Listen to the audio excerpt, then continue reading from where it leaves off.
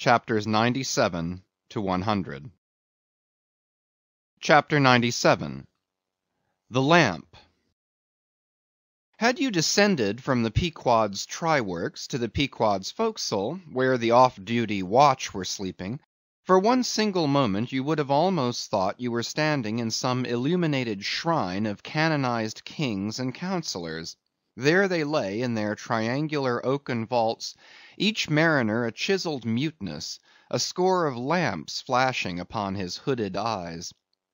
In merchantmen, oil for the sailor is more scarce than the milk of queens.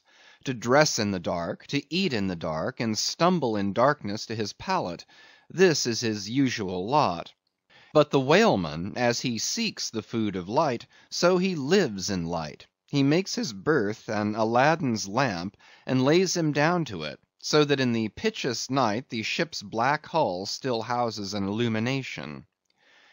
See with what entire freedom the whaleman takes his handful of lamps, often but old bottles and vials though, to the copper cooler at the try-works, and replenishes them there, as mugs of ale at a vat. He burns, too, the purest of oils, in its unmanufactured and therefore unvitiated state. A fluid unknown to solar, lunar, or astral contrivances ashore. It is as sweet as early grass butter in April.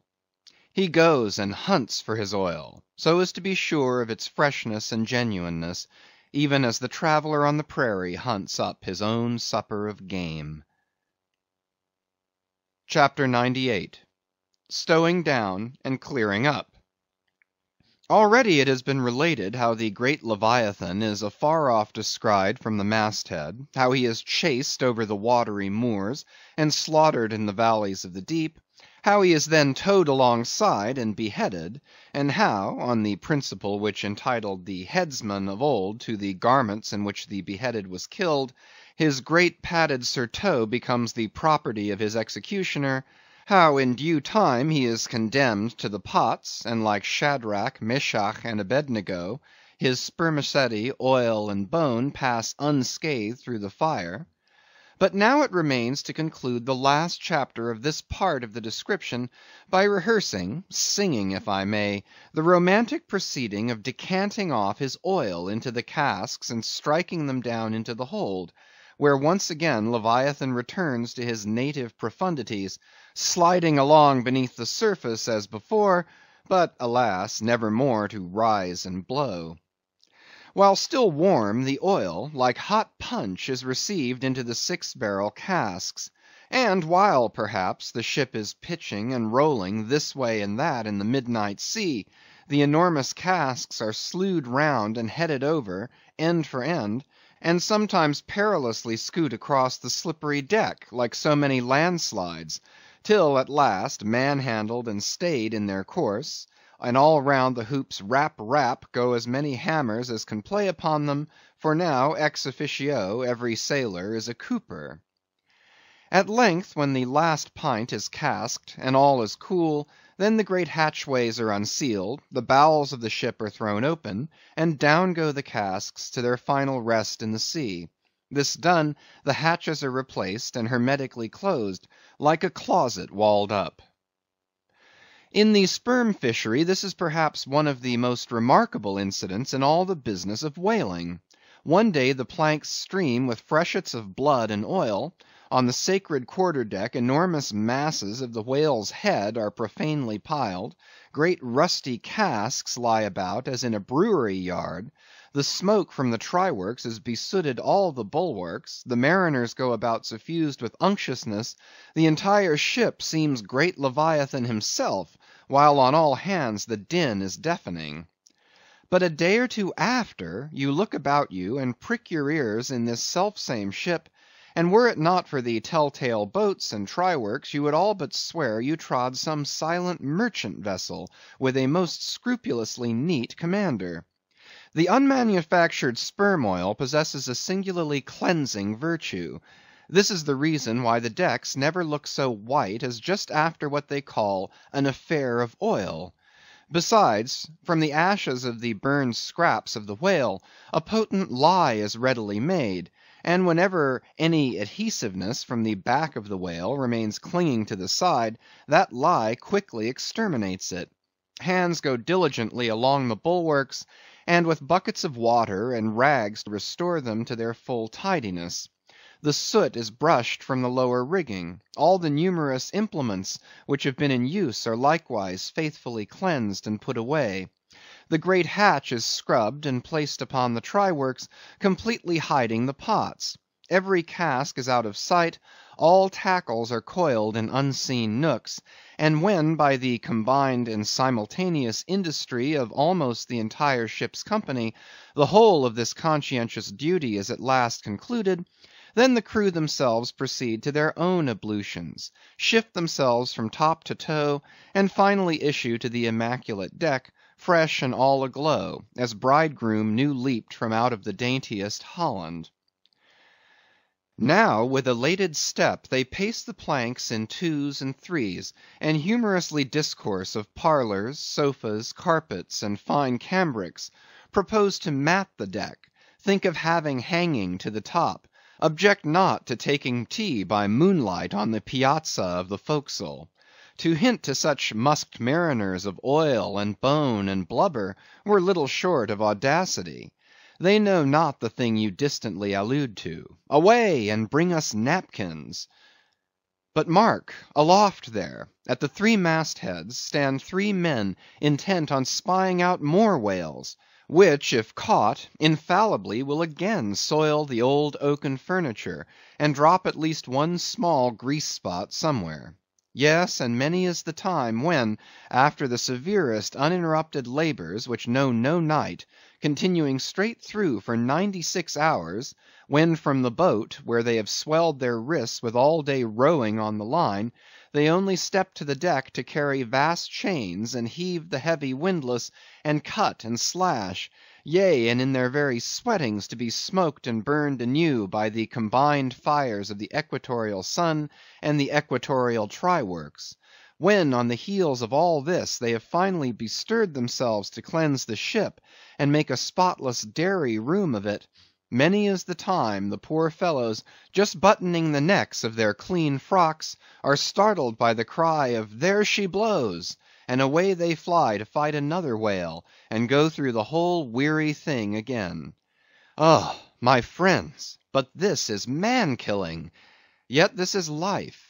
For hardly have we mortals, by long toilings, extracted from this world's vast bulk its small but valuable sperm, and then with weary patience cleansed ourselves from its defilements, and learned to live here in clean tabernacles of the soul, hardly is this done, when, there she blows, the ghost is spouted up, and away we sail to fight some other world, and go through young life's old routine again. Oh, the metempsychosis! Oh, Pythagoras, that in bright Greece 2000 years ago did die, so good, so wise, so mild. I sailed with thee along the Peruvian coast last voyage, and, foolish as I am, taught thee, a green, simple boy, how to splice a rope. CHAPTER 99. The Doubloon.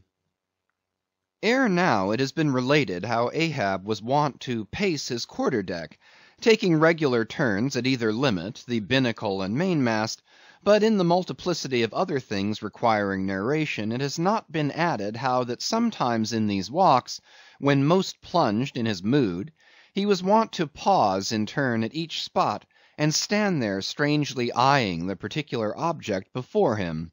When he halted before the binnacle, with his glance fastened on the pointed needle in the compass, that glance shot like a javelin with the pointed intensity of his purpose. And when resuming his walk, he again paused before the mainmast, then, as the same riveted glance fastened upon the riveted gold coin there, he still wore the same aspect of nailed firmness, only dashed with a certain wild longing, if not hopefulness. But one morning, turning to pass the doubloon, he seemed to be newly attracted by the strange figures and inscriptions stamped on it, as though now for the first time beginning to interpret for himself, in some monomaniac way, whatever significance might lurk in them. And some certain significance lurks in all things, else all things are little worth, and the round world itself but an empty cipher, except to sell by the cartload as they do hills about Boston, to fill up some morass in the Milky Way. Now this doubloon was of purest virgin gold, raked somewhere out of the heart of gorgeous hills, whence east and west over golden sands the headwaters of many a Pactolus flows; and though now nailed amidst all the rustiness of iron bolts and the verdigris of copper spikes, yet untouchable and immaculate to any foulness, it still preserved its Quito glow. Nor, though placed amongst a ruthless crew, and every hour passed by ruthless hands, and through the livelong nights shrouded with thick darkness which might cover any pilfering approach, nevertheless every sunrise found the doubloon where sunset left it last. For it was set apart and sanctified to one awe-striking end, and however wanton in their sailor ways, one and all, the mariners revered it as the white whale's talisman. Sometimes they talked it over in the weary watch by night, wondering whose it was to be at last, and whether he would ever live to spend it. Now those noble golden coins of South America are as medals of the sun and tropic token pieces.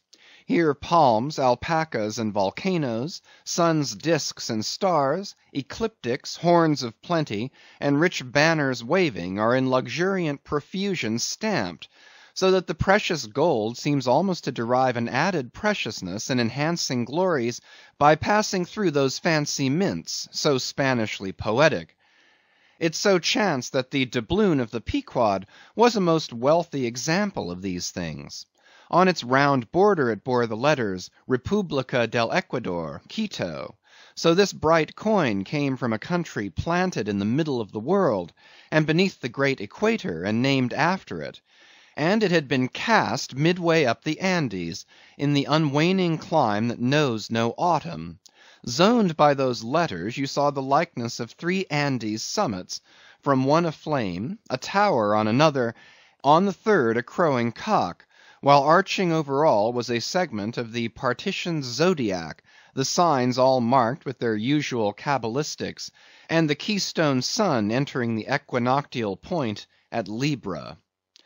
Before this equatorial coin, Ahab, not unobserved by others, was now pausing. "There's something ever egotistical in mountain tops and towers, and all other grand and lofty things. Look here, 3 peaks as proud as Lucifer. The firm tower, that is Ahab. The volcano, that is Ahab.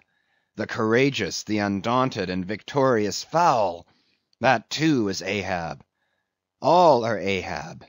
And this round gold is but the image of the rounder globe, which, like the magician's glass, to each and every man in turn but mirrors back his own mysterious self.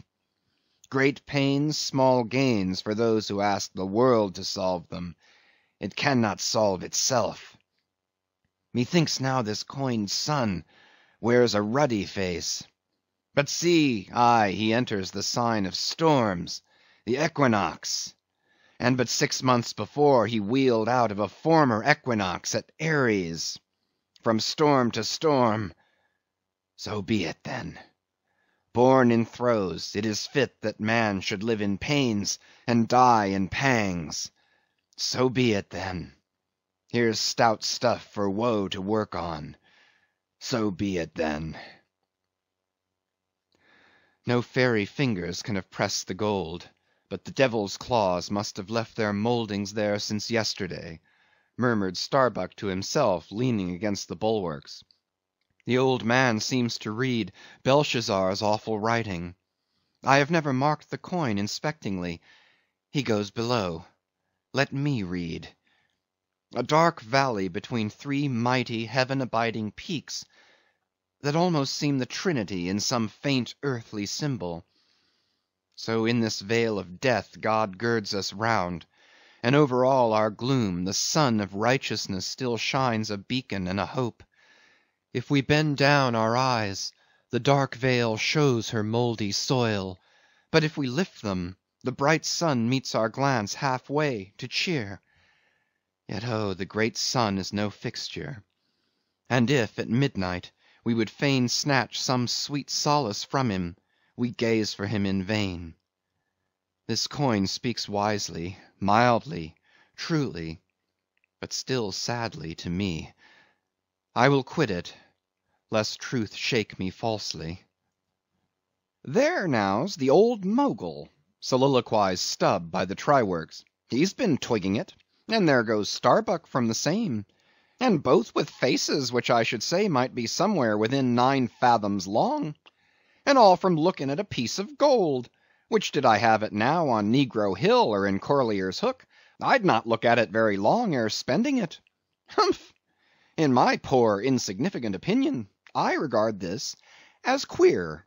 I have seen doubloons before now in my voyagings, your doubloons of old Spain, your doubloons of Peru, your doubloons of Chile, your doubloons of Bolivia, your doubloons of Popayan, with plenty of gold moideres and pistoles, and joes and half-joes and quarter-joes. What should there then be in this doubloon of the equator that is so killing wonderful? By Golconda, let me read it once. Hallo! Here's signs and wonders truly. That now is what old Bowditch in his epitome calls the zodiac, and what my almanac below calls ditto.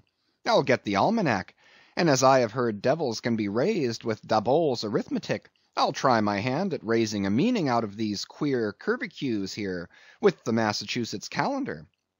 Here's the book. Let's see now. Signs and wonders, and the sun, he's always among 'em. Hem, hem, hem. Here they are. Here they go, all alive.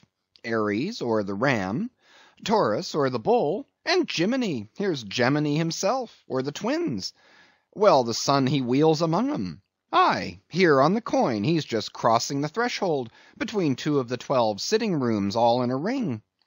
Book, you lie there. The fact is, you books must know your places. You do to give us the bare words and facts, but we come in to supply the thoughts. That's my small experience, so far as the Massachusetts calendar, and Bowditch's navigator, and Daboll's arithmetic go. Signs and wonders, eh? Pity if there is nothing wonderful in signs and significant in wonders. There's a clue somewhere. Wait a bit. Hist! Hark! By Jove! I have it!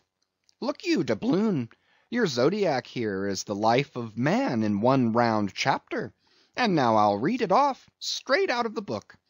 Come, almanac. To begin, there's Aries, or the ram. Lecherous dog, he begets us. Then Taurus, or the bull, he bumps us the first thing.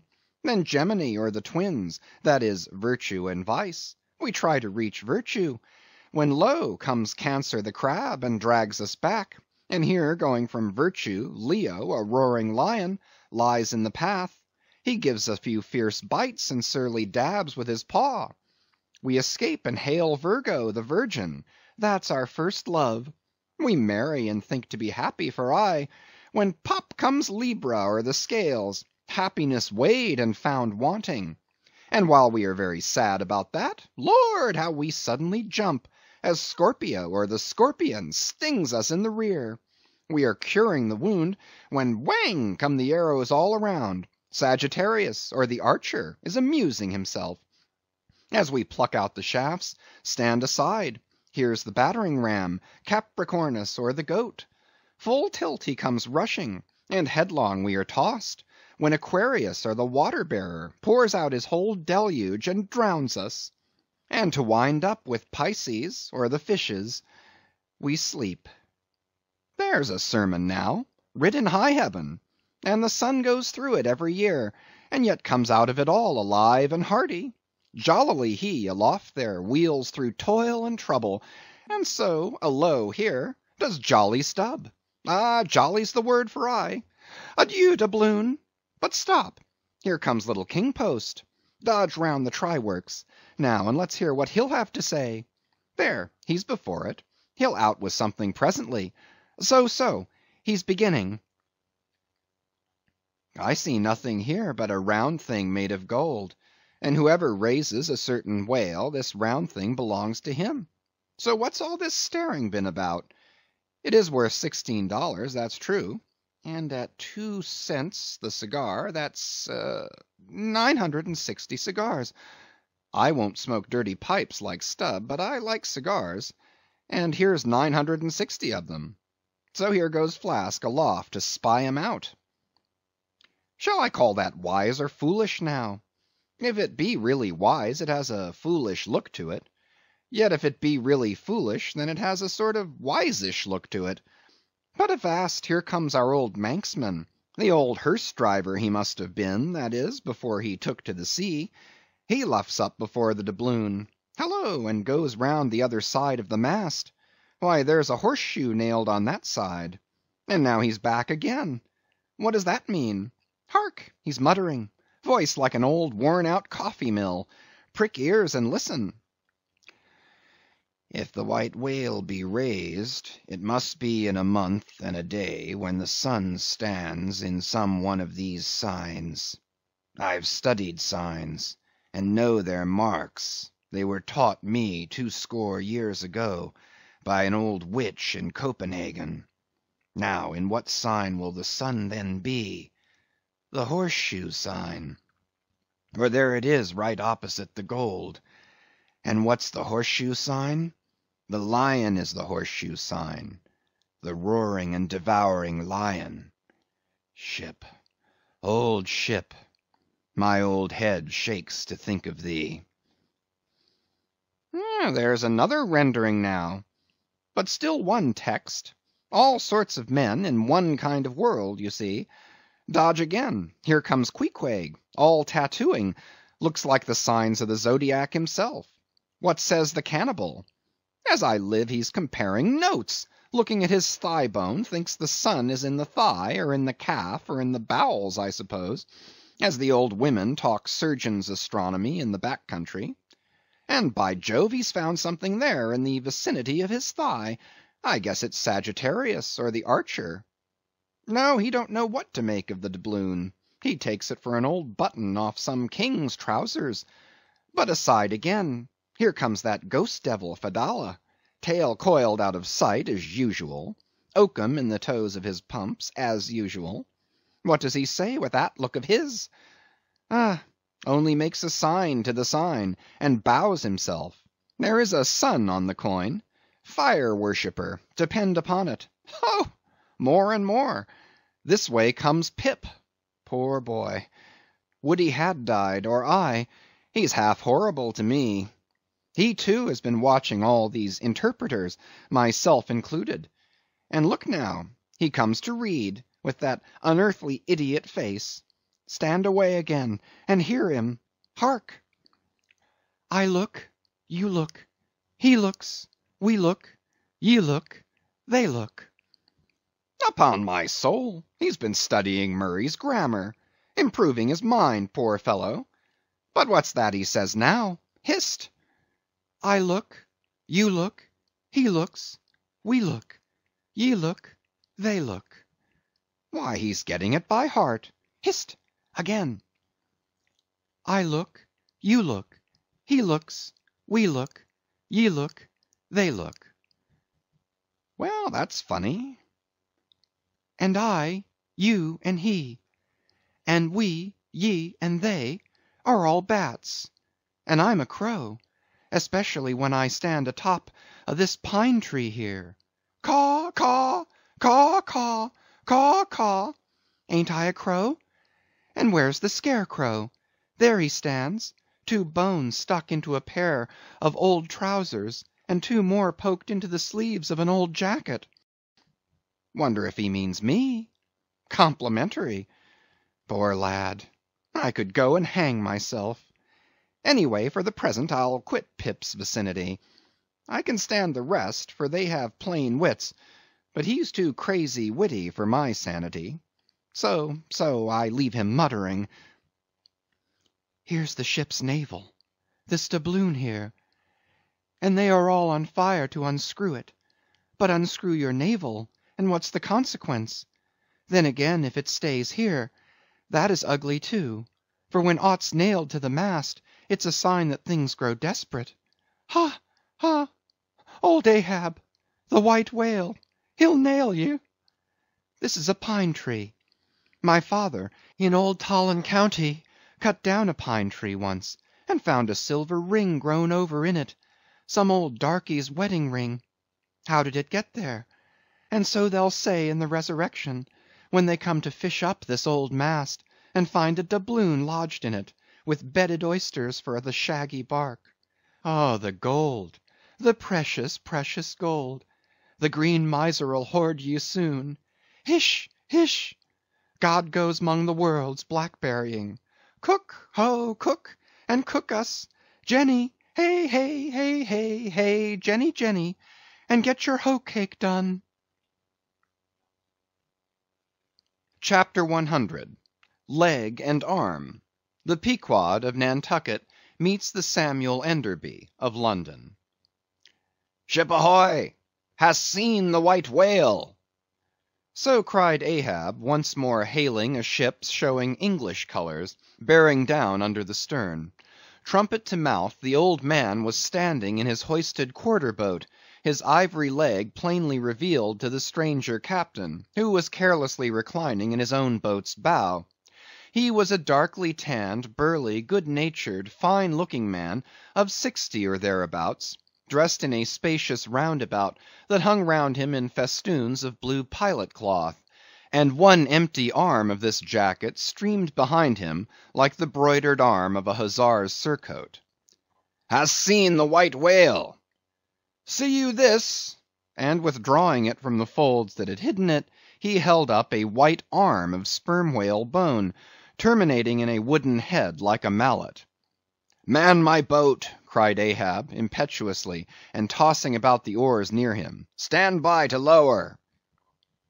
In less than a minute, without quitting his little craft, he and his crew were dropped to the water, and were soon alongside of the stranger. But here a curious difficulty presented itself. In the excitement of the moment, Ahab had forgotten that since the loss of his leg, he had never once stepped on board of any vessel at sea but his own, and then it was always by an ingenious and very handy mechanical contrivance peculiar to the Pequod, and a thing not to be rigged and shipped in any other vessel at a moment's warning. Now it is no very easy matter for anybody, except those who are almost hourly used to it like whalemen, to clamber up a ship's side from a boat on the open sea, for the great swells now lift the boat high up toward the bulwarks, then instantaneously drop it halfway down to the kelson. So, deprived of one leg, and the strange ship of course being altogether unsupplied with the kindly invention, Ahab now found himself abjectly reduced to a clumsy landsman again, hopelessly eyeing the uncertain changeful height he could hardly hope to attain.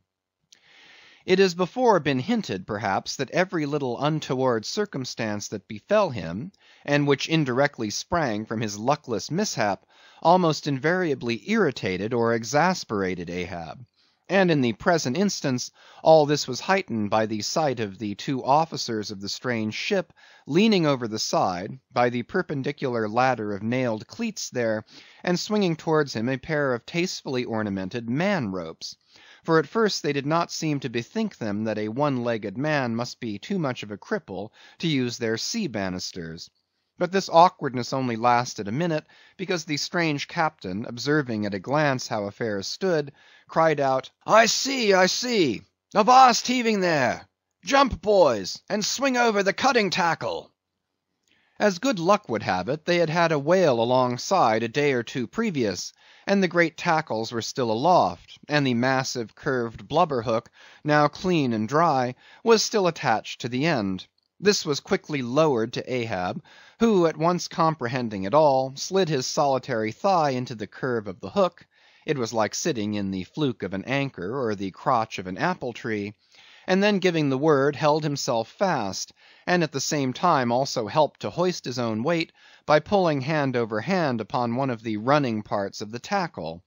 Soon he was carefully swung inside the high bulwarks, and gently landed upon the capstan head.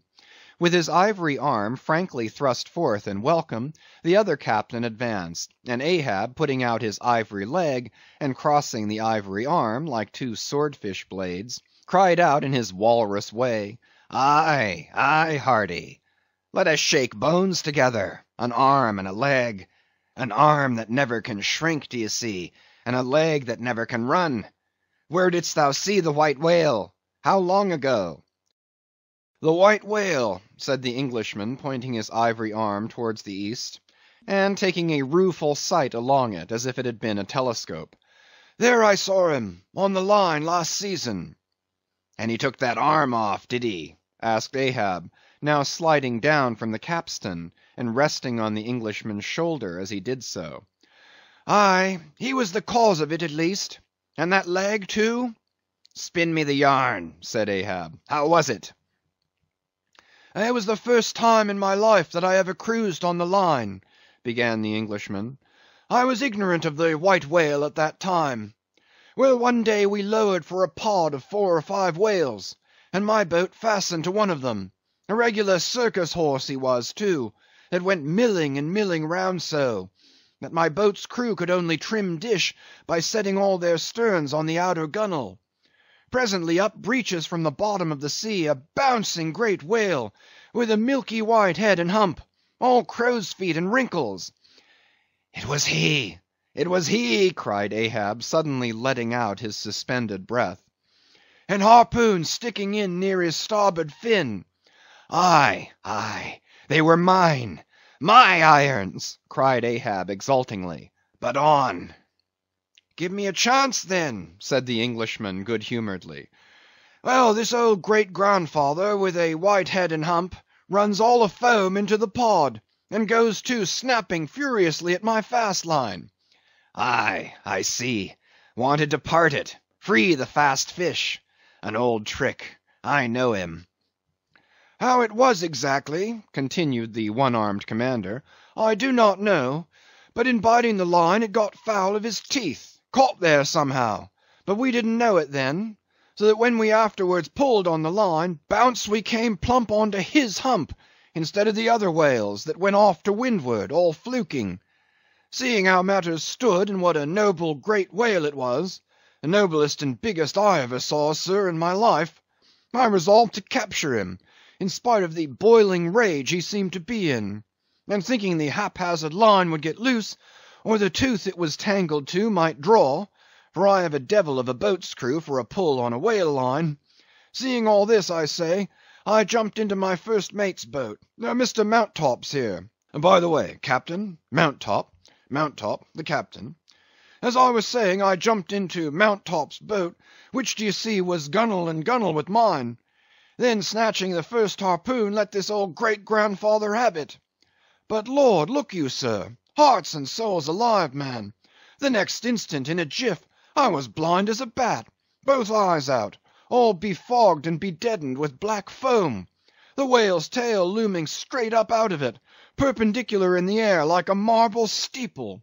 No use sterning all then, but as I was groping at midday, with a blinding sun all crown jewels, as I was groping, I say, after the second iron to toss it overboard, down comes the tail like a Lima tower, cutting my boat in two, leaving each half in splinters, and flukes first the white hump backed through the wreck, as though it was all chips.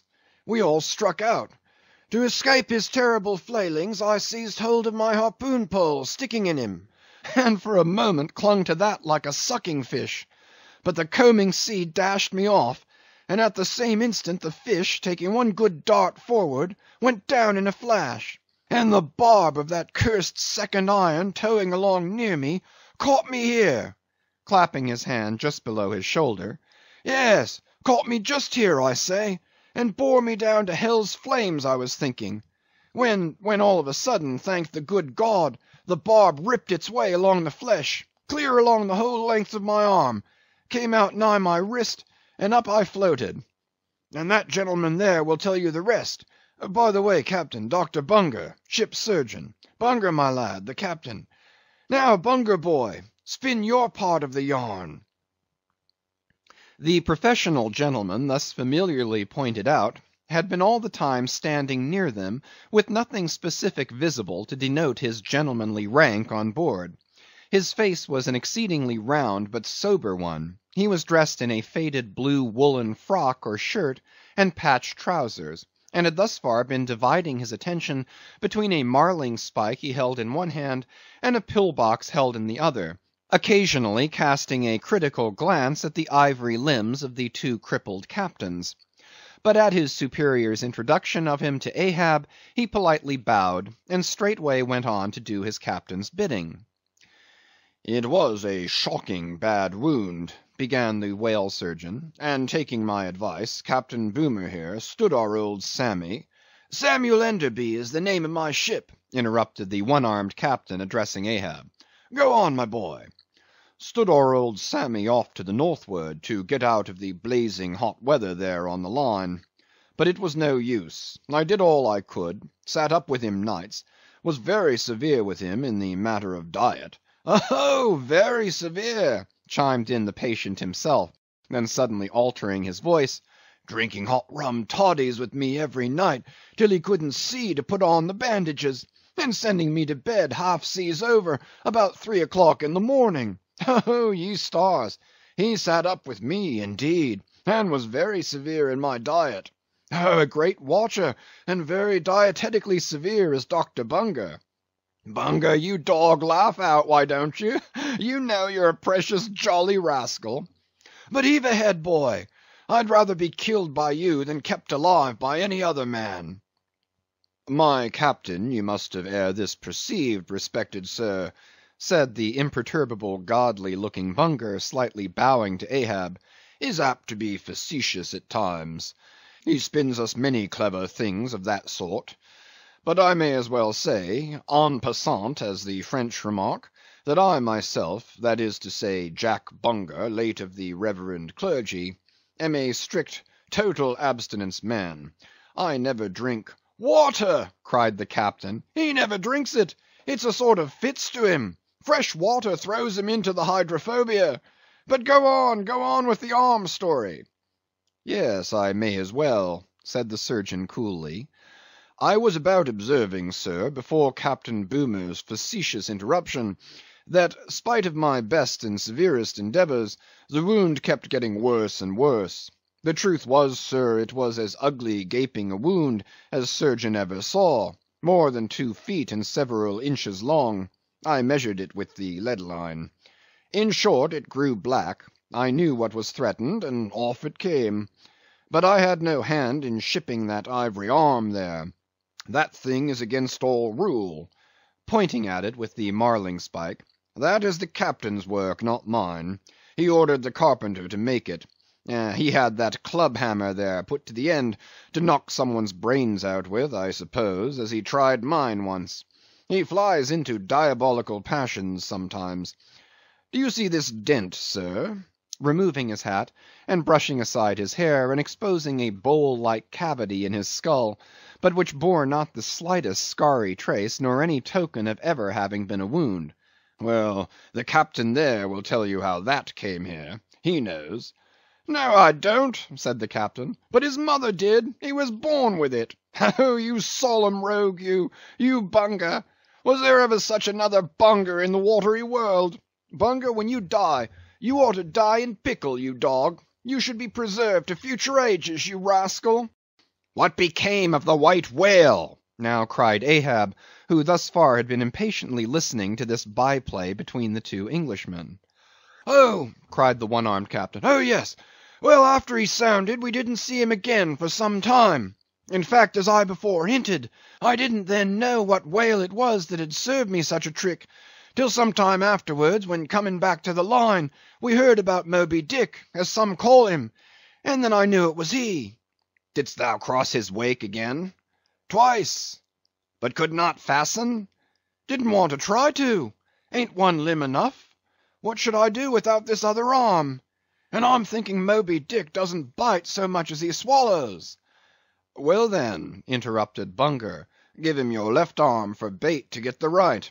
Do you know, gentlemen," very gravely and mathematically bowing to each captain in succession, Do you know, gentlemen, that the digestive organs of the whale are so inscrutably constructed by divine providence, that it is quite impossible for him to completely digest even a man's arm? And he knows it too. So that what you take for the white whale's malice is only his awkwardness.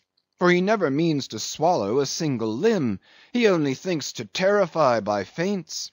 But sometimes he is like the old juggling fellow, formerly a patient of mine in Ceylon, that making believe to swallow jackknives, once upon a time let one drop into him in good earnest, and there it stayed for a 12-month or more, when I gave him an emetic, and he heaved it up in small tacks, d'ye see. No possible way for him to digest that jackknife and fully incorporate it into his general bodily system.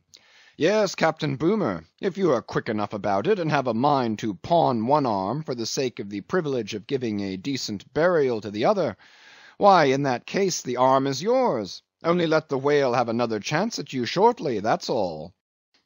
No thank you, Bunger, said the English captain. He's welcome to the arm he has, since I can't help it, and didn't know him then, but not to the other one. No more white whales for me. I've lowered for him once, and that has satisfied me. There would be great glory in killing him, I know that, and there is a shipload of precious sperm in him. But hark ye, he's best let alone. Don't you think so, Captain? Glancing at the ivory leg. He is, but he will still be hunted for all that. What's best let alone? That accursed thing is not always what least allures. He's all a magnet. How long since thou saw him last? Which way heading? Bless my soul, and curse the foul fiends, cried Bunger, stoopingly walking round Ahab, and like a dog strangely snuffing. This man's blood! Bring the thermometer! It's at the boiling point! His pulse makes these planks beat! Sir! Taking a lancet from his pocket, and drawing near to Ahab's arm. Avast! roared Ahab, dashing him against the bulwarks. Man the boat! Which way heading? Good God! cried the English captain, to whom the question was put. What's the matter? He was heading east, I think. Is your captain crazy? Whispering Fedallah. But Fedallah, putting a finger on his lips, slid over the bulwark to take the boat's steering oar, and Ahab, swinging the cutting tackle towards him, commanded the ship's sailors to stand by to lower. In a moment he was standing in the boat's stern, and the Manilla men were springing to their oars. In vain the English captain hailed him. With back to the stranger's ship, and face set like a flint to his own, Ahab stood upright till alongside of the Pequod.